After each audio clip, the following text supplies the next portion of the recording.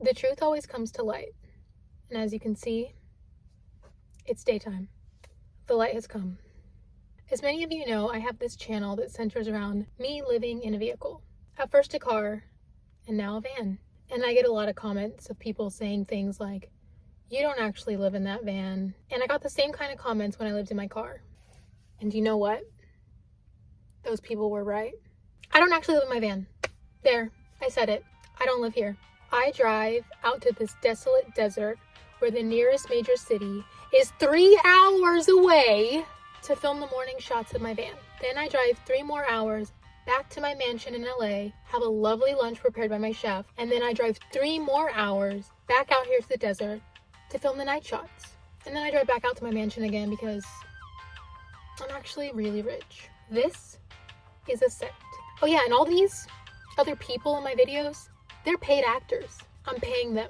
They don't live in their rigs either. In fact, some of them are holograms. They're not even real people. I am so rich that I have CGI in my video that I shoot on my iPhone 12. Now, you may be asking, Alyssa, if you're so rich and this is all fake, why do you live in a 30-year-old piece of shit van? Now, see, that's a question a logical person would ask. If I'm faking it, why don't I have a nice converted Sprinter van that I can actually stand up in with maybe a toilet, a sink, doors that work? And my answer to that would be, I really like the color red.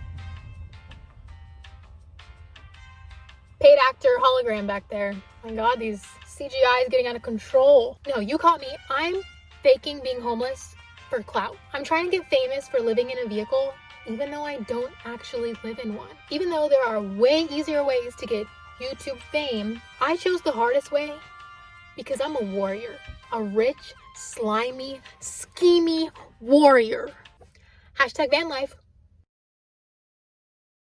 Hi, my name is Alyssa.vanilla and I live in my van. Like, actually. This is Stevie Ray van. It's my 1990 GMC Safari that has been my home for a while now. And I live out here in Quartzsite, Arizona in the desert with a bunch of other people who live in the desert. See, it'd be one thing if I was faking it by myself, right? But could you imagine that I come out here every day and I tell all these people that I live with that are in my videos, hey, just go along with it. I don't actually live here, but I need you to go along with it. Please, it's for YouTube fame, please. Do you think they would go along with it? Like, no, fuck no. Anyway, I'm gonna give you a little tour of my life. Okay, I'm gonna start with the outside. Right outside my van, I have my table, my chair that I like to sit in where my neighbors can come and sit and visit me, and my solar, which charges my power bank, which gives me all my power out here.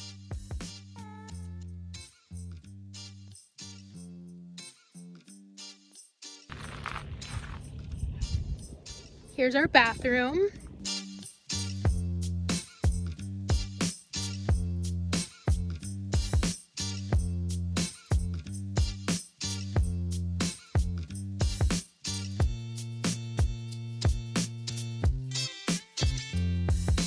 This is our lovely big toilet. A beautiful acoustics in here. All just came clean today. It's a good day for a tour. Let us be lovers, we'll marry our fortunes together. I've got some real estate here in my bed.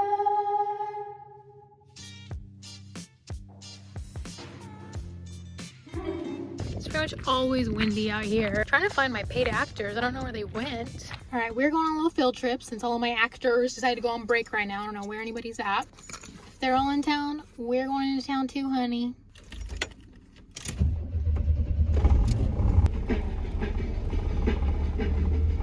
In the time of chimpanzees, I was a monkey.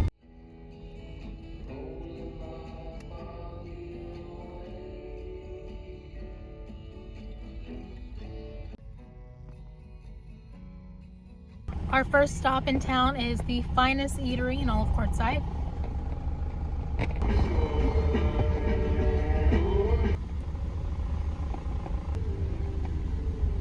Thank you. Thank you very much. Now here's the fun part, getting the fuck out of the McDonald's parking lot because it's very busy and stressful. Love a 1 mile an hour. Let's pick it up. Let's pick it up. Let's pick it up. Let's pick it up. Let's pick it up. It's not 15. chill, for sure. I like to enjoy my McDonald's not at McDonald's because that place is crazy.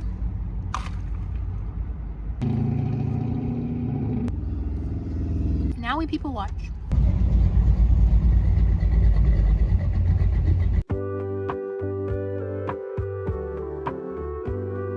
It's dark here, sorry.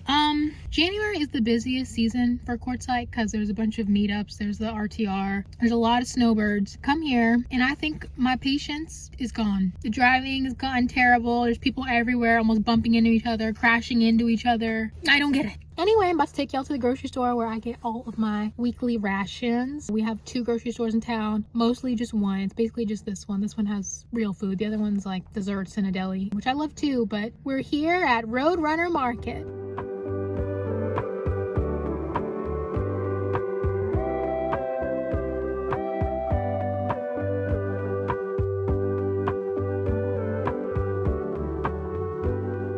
One last stop on my town tour, and that is the post office where I pick up my mail, where if you want to mail me a letter, you can send it right here. I think I have my P.O. box in the description, but love to hear from you. Mostly it's for Amazon packages though.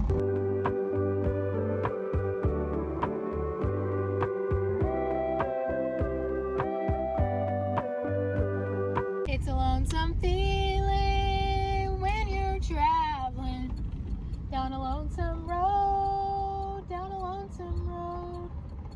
Nobody cares a thing about you.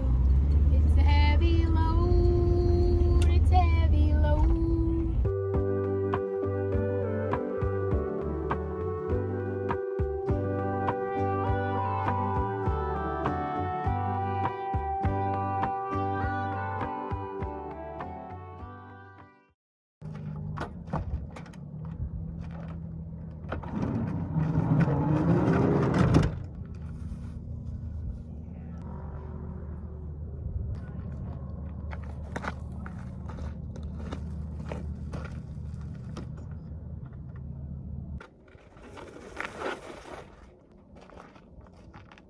Alright, I'm back from my world tour of Quartzsite.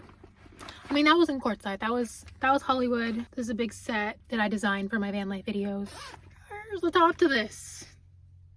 My makeup person lost the top. You know what's funny about this whole van lifers don't actually live in their van debacle? So like, people will say that, and then when they see the rest of my videos and they see that I actually live like this, then they're like, well, you're just glorifying homelessness. Like, which one? Either I'm faking it or I'm glorifying homelessness. Gotta choose. And I also just don't agree that I'm glorifying homelessness. I don't think any van lifer is glorifying homelessness. Sure, technically, I'm homeless.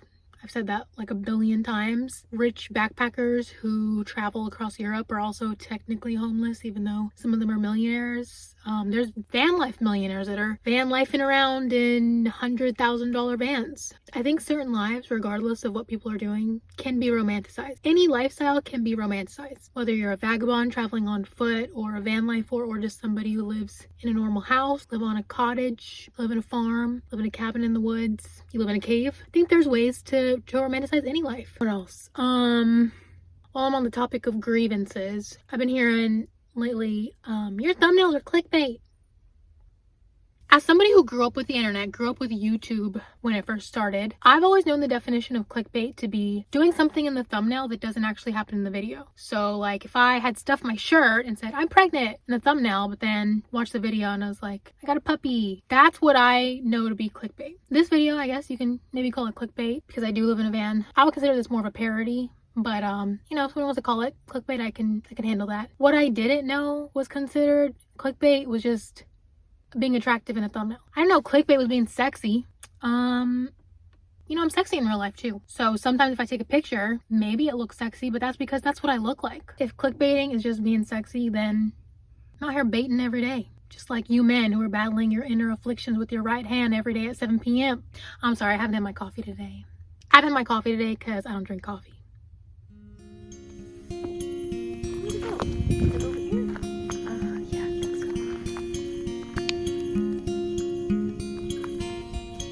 I'm gonna do it.